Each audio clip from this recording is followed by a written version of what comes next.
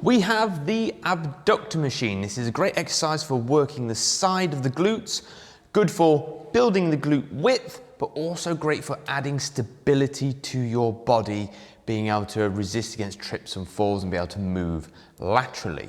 To use this machine, what you want to do is put your feet on the pegs. It doesn't matter which peg you use, just as long as your knee is in the middle of the pad or as close as you can get for your limb length. Pull the lever at the bottom towards you. That will release the mechanism. And you want the knees to go as close as they can. Release and then slightly push.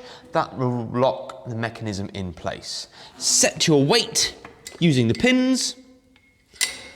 And then from here, leaning back, grasp the handles for extra support. Open the knees out, breathe out. Have a slight pause and return under control. It's very common to see people just bouncing out, pause and in, out, pause and in.